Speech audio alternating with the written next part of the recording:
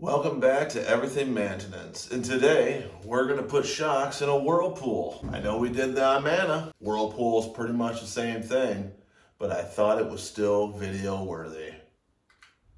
Okay, so just like the Amana, you have a screw here, you have a screw here, and you got to take this here plate off with a screw right here. So let's go ahead and do that.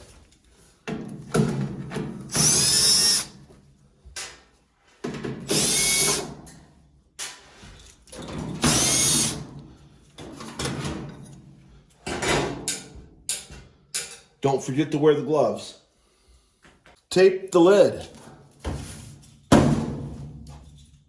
With two hands, grab firmly, pull forward, and pick it up, ensuring that these two holes for the lid are secured in the brackets. The lid won't fall off because you taped it. Your shocks are located on all corners of the machine. All you need is rubber gloves, and what you want to do is, let me pull you back a little bit here so you can see this. So you want to start with just two shocks at a time. Now, to show you that the shocks are bad, you see how it's doing that?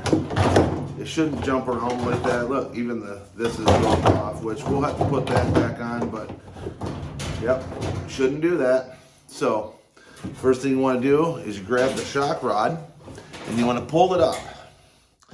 Push this down, turn, remove the shock holder, and drop the shock down into the machine. And you want to only do two at a time, like I said. So let's go over here and do the same thing on this side. Pull it up, drop it down into the machine. Okay, stop there. Now we're going to go downstairs and we're going to pull the shocks from the bottom. Okay, now that we're down here, it's just as easy as taking the shocks that we released from the top and pulling them out of the shock holes that are located on the side of the drum. Take those old ones out. Here's the new one. Put the new one up in. Another new one up in. Okay. Now we want to flip the machine back up and connect the tops. Okay, we're back up on the flip side.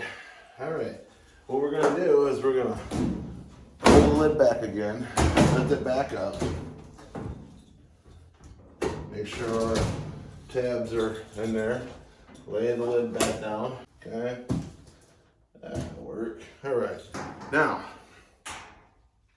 we've installed the new shocks. And as you can see, when the shocks go bad, you don't replace them quick enough, things break. So we got a broken one here, but that's okay because the kit comes with new shock holders in the box. So we got new shock holders, here we go. The cups are still in good shape, they're not messed up. So we got two new shock holders. And I'm gonna bring you down here as close as I can so you can see how I do this. Just bear with me. Hopefully I can get you in as close as possible here.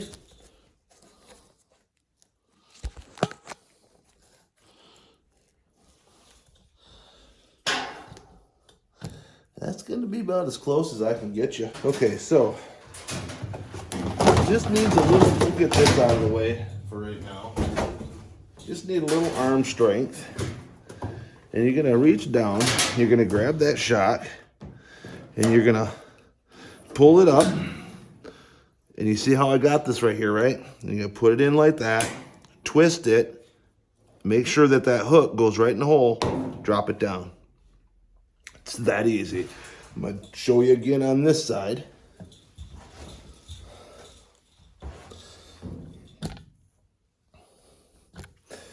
Okay, again. Reach down. Nope, I don't have my, hang on. What did I do with, there it is, I left it over there, hang on, here.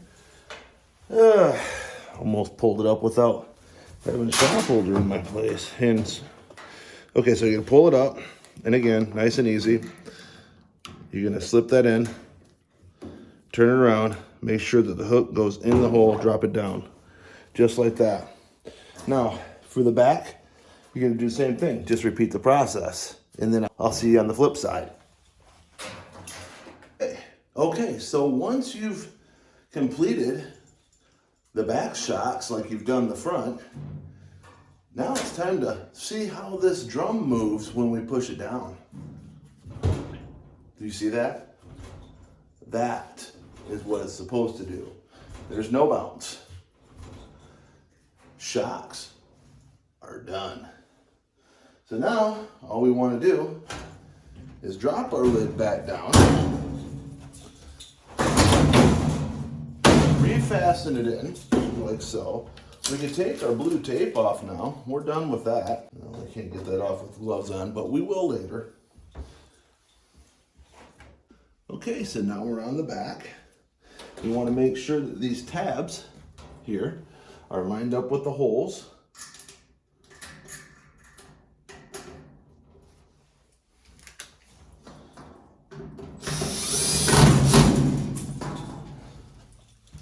And put these screws back in.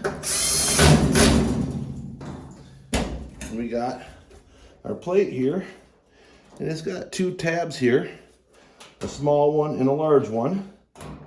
Just put the tabs in, close it down, put your screw back on,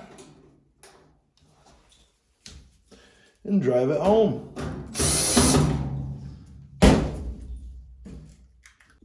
Now we've successfully completed installing new shocks on this Whirlpool machine, which was basically the same as the Maytags and the Amanas.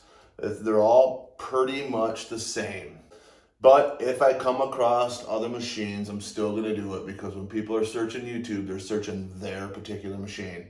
So that's why I did this video, even though the Amana is pretty much the same thing. I want to make sure I cover all the machines as much as I can possibly. So if you like this video and it helped you out, like and subscribe, because I do 1 to 2 videos every week.